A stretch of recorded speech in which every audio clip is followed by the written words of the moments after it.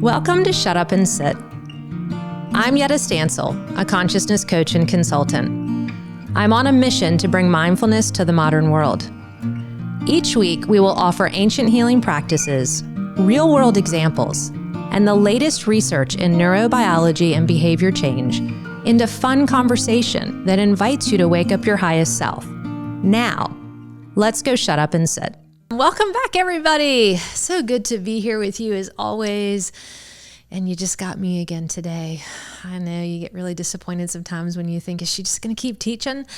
And the answer is yes, I am. It's one of my favorite things to do. I've got some really cool guests coming up for you, though, in the next few episodes. Robin and I were just talking before this one. And if you were on our last episode, I was literally talking about, while I was on the episode about the power of the present moment, guiding you with those 12 cool questions, how do you get into the present moment? I was actually talking about a Navy SEAL friend of mine as we were getting ready for that episode, while we're on that episode, and just some amazing, just killer stuff that I had some guests come in. And literally, while we were filming the episode, this is so cool, we got done with the episode, and there on my phone was a message from my friend coordinating and asking, hey, sorry, I haven't gotten back with you. Definitely want to come in and be a guest on your podcast show. That's the power of being in the present moment and not fretting and not worrying. The inshallah, life takes care of itself. The flow of life works it all out. So we literally wrapped up the show, and then there you know, that was effortless. Trusting, allowing all the parts of the universe to work together. And so it was just an affirming story. And Robin was like, no way, he reached out. And I'm like, yep, because that's how presence works. You don't have to work really hard and force things to happen when you trust the power of the present moment. And this is I've said this before, I'm going to keep saying this, and I feel like I even say that clause a lot. So I don't believe anybody ever falls out of love or falls out of alignment or falls out of good graces. I think people fall out of the present moment. And when I find myself not in the present moment, shit does not go well. I start to fret. I start to get a little bit frenetic and frantic, and I start clinging and grasping and worrying. And the next thing you know, I've convinced and coerced and talked myself into some of the craziest ideas to force things to happen. Mindfulness says I can just sit here and be thoughtful and use my own wisdom to literally cultivate and tap into some ideas that are deep down inside of me. Speaking of being deep down inside, I'm feeling like I'm going within to talk to you guys about mindfulness. We got some ER stuff going on past us on the street outside. So I'm hoping that mindfulness is coming at play, and whoever's out there and whatever need they have, they're getting those needs met, because that ambulance just went whirling by. And that, again, is the power of the present moment. We can be here, we can turn, we can address ourselves to an emergent situation, and then come back to the moment that we're in. So we're learning in all of this work together with shutting up and sitting about the difference between responsiveness, between reactivity, between getting out of the present moment. When you're not in the moment, you are going to make decisions based on old patterns and beliefs and behaviors. It's just the way it goes. When you are awake, aware, and available, and in this moment, you can access more data, more information, and you can access patterns that you're working on creating, and you can really cultivate different ways of showing up in the world. So that's really the missing piece, and that's really kind of halfway through this work in this book, why I really intentionally put mindfulness right smack dab right at chapters 5 and 6, so that you would understand behavior change just isn't about forcing things. Wouldn't it be great if life just had a law of reciprocity and ease and flow and give and take to it? I mean, isn't that what we're all secretly saying we want, but then we're doing the very opposite of that? And so in today's episode, I'm actually going to talk to you about the 3 barriers to the present moment. And we have 3 barriers to them. And really my definition of success, and I've put this in the book, is when people are like, so how do you define success yet? If you're talking about mindfulness, and it's not always about, money and things like that, lots of things. Attention, we're living and working right now in what they call an attention economy. People want your attention. They want your attention in the business world. They want your attention in the retail world, your kids. Everybody wants somebody's attention.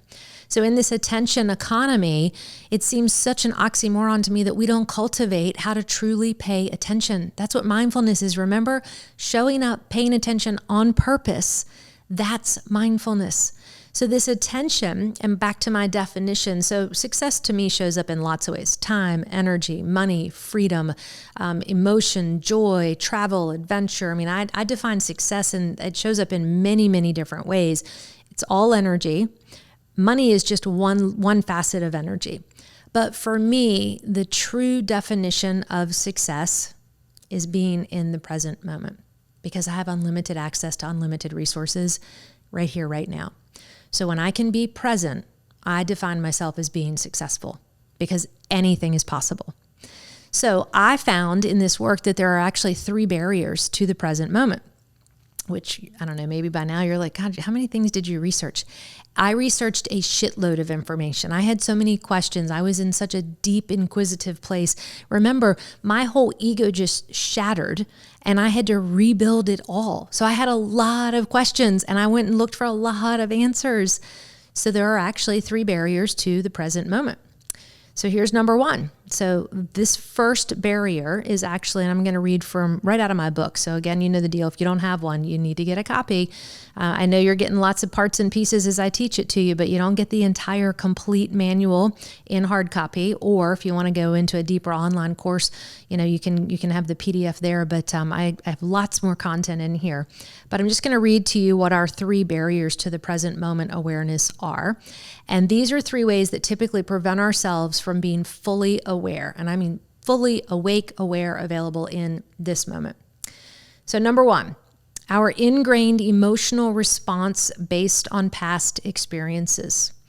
So what prevents us from being in the present moment is we've got these old filters, and we've got these responses that are showing up based upon past experiences. So if I'm not mindful and I'm not aware, and I show up into an experience and I'm not in this moment, the barrier to the moment is I start running on an emotional script that's based upon the past, which looks like this. So we have our thoughts, we have our beliefs, we have our feelings. And when we arrive in an experience that triggers a response, remember this guy right here, our prefrontal cortex, our brains immediately want to bypass our mindfulness training and kick into high gear. There's something called a basal ganglia, there's an amygdala, there's all kinds of cool parts of there's the anterior cortex. There's so many cool parts of your brain. Everything in the brain shifts, okay, when we bypass the parts we've been cultivating in our mindfulness practice. So the subconscious, remember, kicks in and starts to run that old pattern or that old show, that old story up on the screen in your mind, and says, we are either in fight, flight, or freeze. And I know my mom listens to the show, and actually I think there's a 4th F word there, but I won't drop that one for you. So fight, flight, or freeze, you can figure out the 4th one. And so we usually do one of those things when we get into a stress response, because we want to get out of and we want to get away from how we feel. And we usually are seeking pleasure or survival or something to take care of us. So a barrier to the present moment is when we go offline and this guy gets triggered, and then all of a sudden the whole brain chemistry gets wonky, and then we come in with an old script because our brain says we can't handle what's going on. We lose contact with the present moment. That's why, have you ever been in a situation with someone who's been triggered and it's like their eyes kind of glaze over? Something in there, you could look at them and it's like they're not there with you. They are in the movie of the past. So it's really important for us, and we haven't gotten to chapter 7 yet on stress, but it's coming.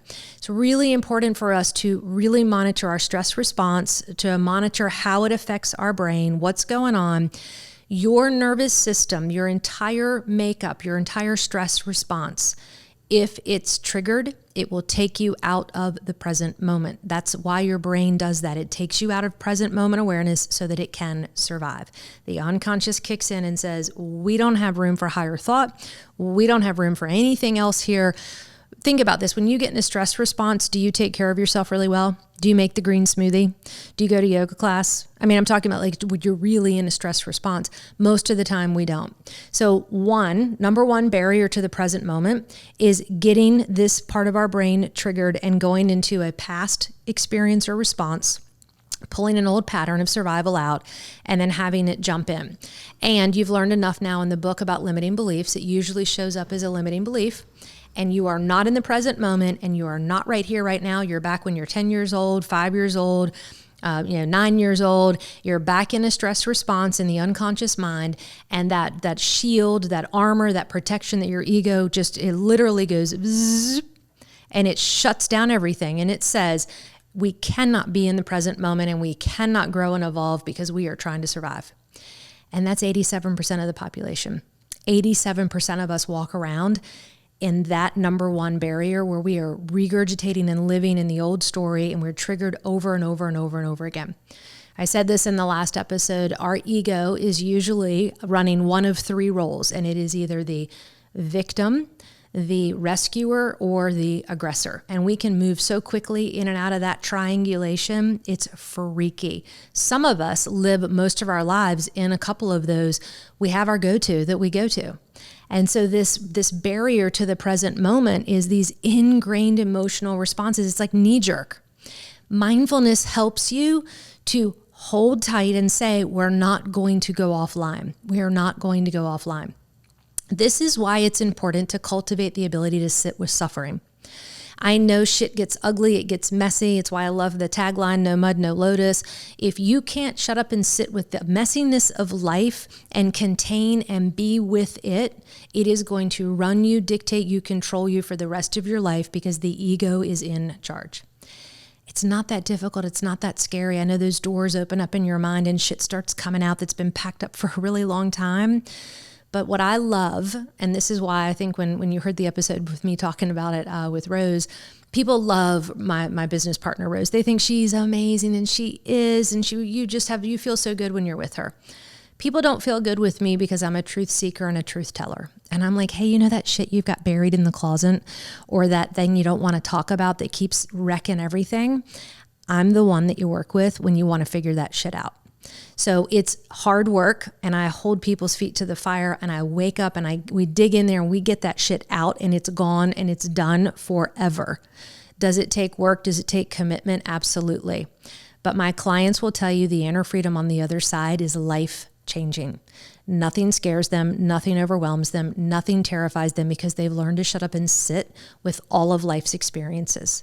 And I work with a lot of successful people who don't necessarily have to have some kind of major dysfunctional trauma, but they've had something in their life patterned to them where they've stepped in and not allowed their best, highest self to come out. Whatever the wounding is on that spectrum, people pay me to come in and to tell the truth. It might be in one-on-one sessions, even in companies. Companies will bring me in and I say the stuff that nobody wants to say, but everybody in the company's thinking about, because somebody's got to get it out on the table.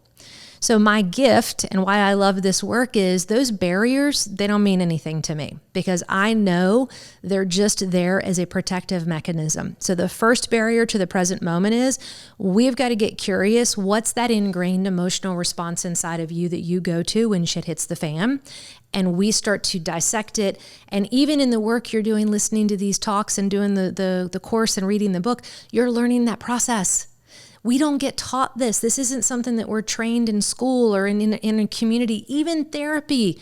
We don't have an integrated, holistic approach that says this all needs to come into play if you want to really dig in and excavate and pull that shit up and never, ever let it take root again. So that's number one. Number two is an inability to accurately hear what someone else is saying based upon our expectation of what is to come next. And I'm going to repeat that one because this is some liberating stuff. An inability to accurately hear what someone is saying based upon our expectation of what is to come next. Here's a little trivia for you. Guess how many seconds it is when someone starts talking that you're already preparing your response? Just take a guess while you're listening to me. Robin, what do you think it is? Show me your fingers. He's got 1 second up. Actually, 3 seconds. You're close. 3 seconds. Within 3 seconds of opening your mouth, the other person stopped listening to you. And now they're listening to their own thoughts about what they think you're saying, what they're going to say about what they think you're going to say. And the next thing you know, they're not even in this moment, and they're back at the last time you had a conversation, or they're fantasizing or worried about shit, is he going to or she going to tell me something I don't want to know that's going to, change my future. We don't listen to people. We listen to our narrative, and I got room for you. I do have room for you. I also have news for you. That narrative inside of your head, it doesn't have room for anything else when it's in its survival egoic narrative. So it's not listening to the other person. It is desperately trying to get its own needs met to the point that it cannot listen to the other person. So the second barrier to being in the present moment is when you're listening or talking to someone is you're not listening to them. And so we all know this because we've all done it, I want you to be aware of the next time someone's talking to you.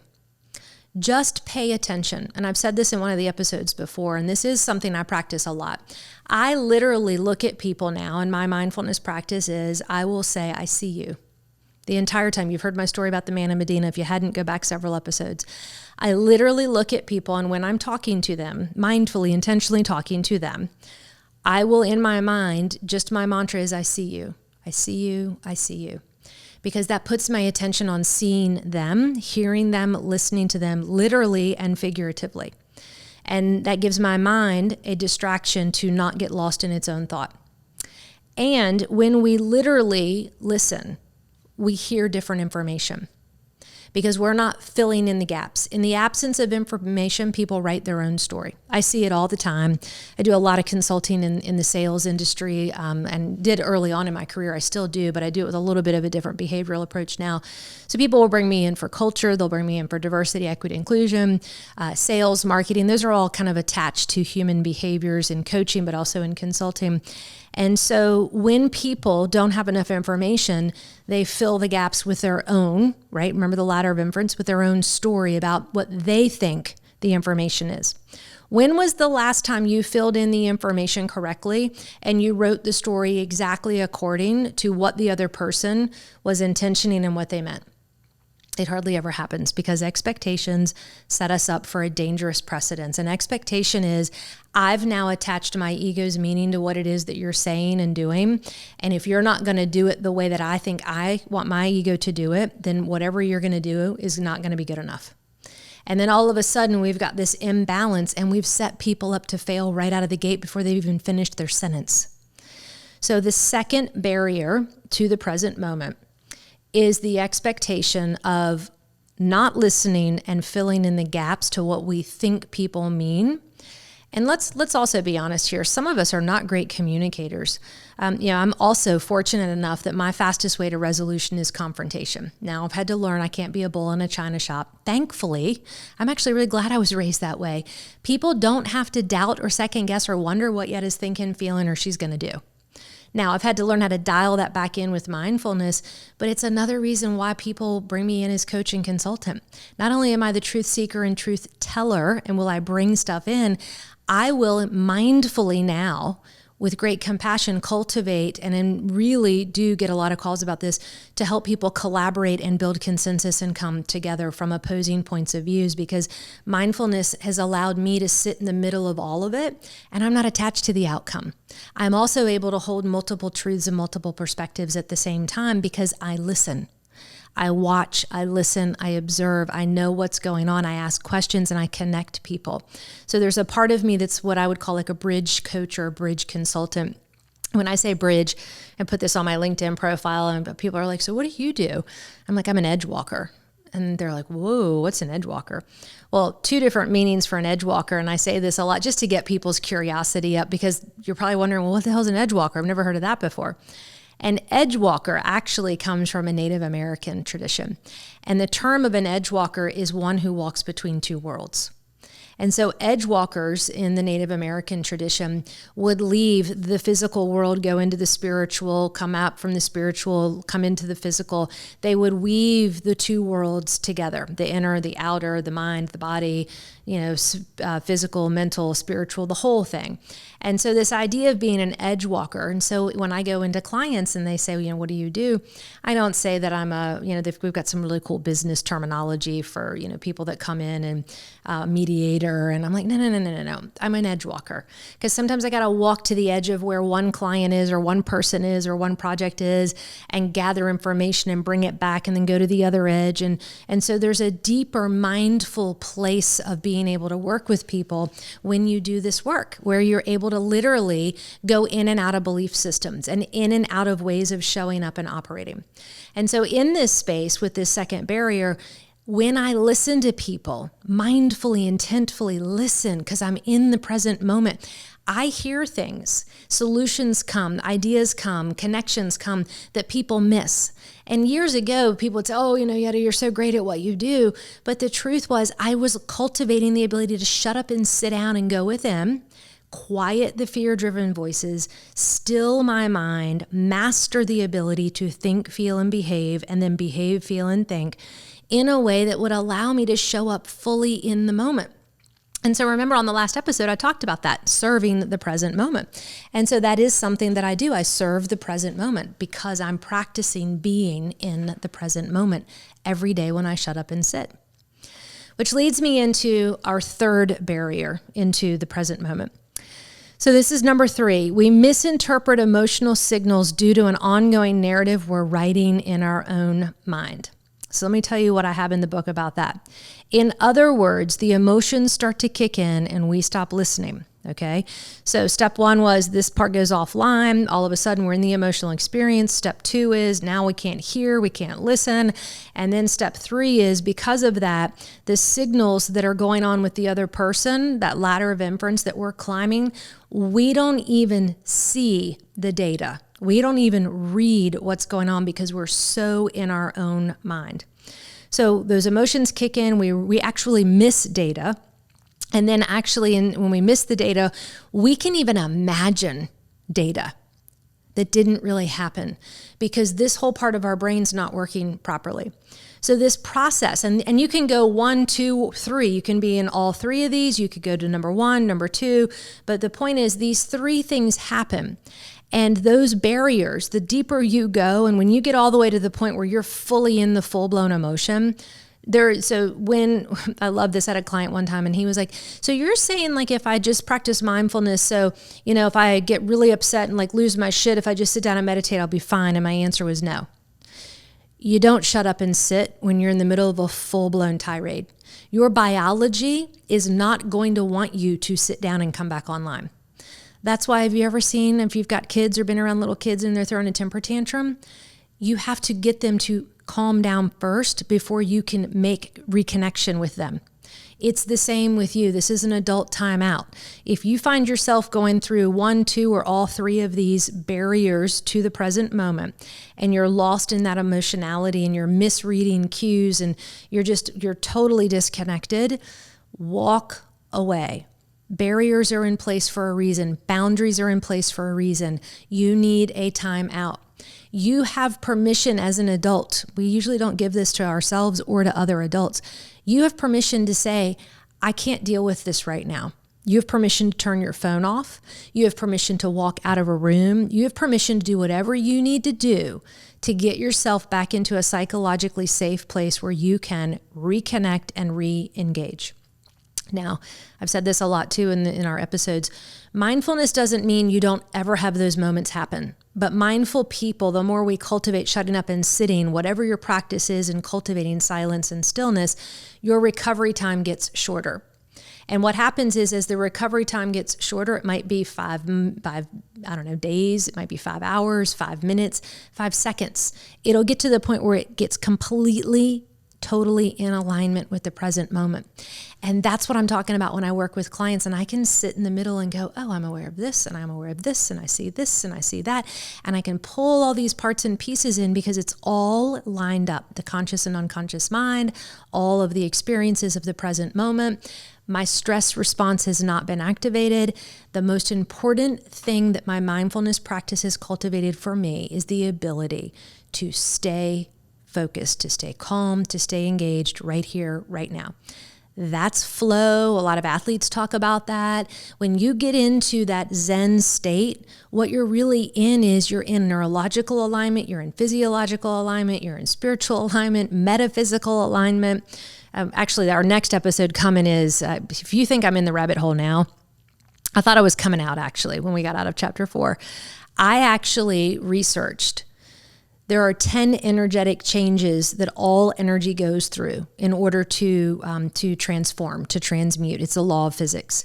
I actually started thinking, well, if everything is energy, I actually wanted to research even deeper understanding about what is happening metaphysically in this place of Zen, of flow, of now. Why is everybody talking about getting into the now, the power of the present moment? What happens? So on our next episode, I'm going to dig into those 10 energetic shifts and really blow your mind on some cool stuff. And honestly, I don't know if you're like me. Once I heard that, I was like, holy cow. I definitely want that type of energy flowing through me at all times. So there's a deeper, even deeper place past thinking, feeling, behaving that we're going to get to. And so when we look at these barriers and we look at the power of presence and we look at that power of flow, the really cool part about all of this is it's always right there. We're the ones that prevent ourselves from getting into it when we're in the past, when we're in the future. All of what you're asking for the universe is right here, right now. Unlimited joy, time, freedom, adventure, money, health, success. All of it exists right here. Our belief systems that hold us back and hold us hostage from the past or fear of the future are what keep us from being in the present moment. So shutting up and sitting, we do it to get into the present moment. And isn't that so ironic? Because you guys have heard me talk about this. And if you're reading the book, when I was a kid, I talk about this and I've been writing some content in our online course lately. We're talking about the very thing that was used to punish us, which was silence. I remember my dad would force me, he'd tell me, take a chair, go over into the corner of the kitchen, turn it and face the corner. And I would just have to sit there and face the corner of the kitchen while everybody was playing and laughing and eating and doing whatever. And so we've all at some point had silence used as a form of punishment. So would you say to me, Yedda, I can't meditate, I can't be mindful, I can't shut up and sit?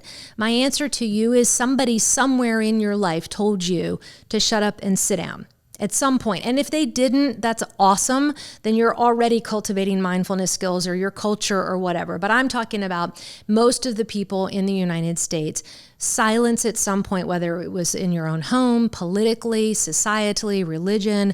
There are lots of ways that people have used silence and forced us to just disappear, to play it safe and small. That very skill is the very skill that is now going to liberate you and give you freedom, because you do know how to shut up and sit down and get into this moment. I promise you, you know how to do it. Every single human being knows how to do it. It's part of what it means to be human. We are in the present moment all the time. It's our mind that takes us out. Our body's always in the present moment. Our soul is always in the present moment. Our mind is the one that is telling us all kinds of tricks. Quit listening to it. Cultivate some capacity to sit down and go deeper and get into this moment right here, right now. So these are our 3 barriers of what keeps us from going into the present moment. So the next time somebody says to you, or you start thinking, I don't know how to be present, here's my answer. Bullshit. You now know there's 3 barriers to the present moment. So the next time you get your brain really triggered and you go into a stress response, whoa, wake up call, woohoo. There's this whole thing that's happening. Let me calm down. And actually, before we go, I'll show you this really cool visual. I use this a lot with clients. There's this, if you hold your hand up like a fist, what's really cool about this is, if you hold your hand up, and if you guys aren't watching, you'll figure this out by listening. Your wrist is your brainstem. Your thumb goes in on your palm and your 4 fingers fold over it. So your brainstem takes information from the environment, goes into fight or flight. The brain starts to go offline. Open your 4 fingers, that little thumb, that little amygdala in the middle of your hand. It comes out and it says, oh shit, I got to take over. I got to go into fight, flight, freeze, or whatever other F word comes up for you. And all of a sudden you're out of the present moment. That's what's happening. So we have an opportunity when we start getting that information coming up the wrist to tell ourselves, stay online, and keep it calm, keep it together. So if you take that thumb and you bring it back into your palm and fold your 4 fingers over it, what you'll find is we can keep ourselves together. We can hold it all together. Mindfulness allows us to go from here where we open the palm to here where we close the palm, here to here to here to here. So what you're cultivating is these barriers where you go offline. When the brain goes offline and then the emotions kick in, you got to bring it all back in before you can come back online. So I love this visual metaphor. And I want you just to remember that when you're having that moment where everything's offline, you got to calm down and get it back together to get it back online. And when you cultivate in a calm, cool, still space mindfulness, when you do get triggered, you'll be able to come back together quicker and quicker and quicker. It's part of being human. You're going to have suffering. You're going to have shit. You're going to have mud to deal with for the rest of your life. Why wouldn't you want to cultivate the capacity to be able to deal with it? That's all mindfulness is. So I just love this stuff. You guys probably could tell I've been trying to just sit here today to give you a little bit of wisdom. But I love it. I just get really passionate because I now know I can master my mind, even my own biology. The choices I make to get into the moment and get out of it are totally up to me, just like they're totally up to you. So we've talked about the 3 barriers to the present moment. You know what they are. You know how to work with them. We've got a really cool equation that's in the book, and I'm not going to dig into it today, but intention plus attention equals manifestation. I've talked about that once before already in the book. You cannot set an intention and then put your attention on something and manifest it when you are completely and totally out of the present moment. So as you dig further into the book and you do this, when you remove these 3 barriers and you're in the present moment, you can set an intention. Where am I going? You can place your intention on a mindful, healthy approach of how you're going to get there, which will then manifest your love-based vision, your outcome, your goals, your dreams.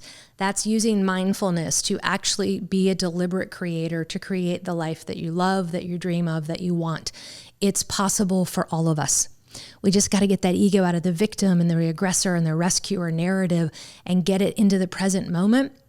And silence is unconditioned consciousness. What does that mean? That means when I'm in the present moment and I can pause and capture that gap between narratives and thoughts, that gap, that silence, it's totally unscripted. I'm writing whatever I want in that moment. It's not run by a filter or an old pattern. It is unscripted. So silence has no conditioning. It has no belief system. It has no power. I'm talking about true, real silence. When you get into silence, that's that flow, and people do crazy, freaky shit when they're in flow because they're not running on an old script or an old filter. It's totally unscripted. Hey, I see this really cool wall. And I'm thinking about the guy that climbed El Capitan, climbed it free climbed the whole damn thing. Probably everybody in the world thought that was crazy. When you hear him read his documentary, he was so in the zone and so in the flow because he wasn't filtered by a belief that he couldn't. So you have the knowledge now of how to remove the barriers from keeping you in the power of the present moment. When you're in that present moment, you can set that equation into effect, which is, I'm now going to set an intention. I'm going to place my attention on these things, which is going to allow me to manifest these things.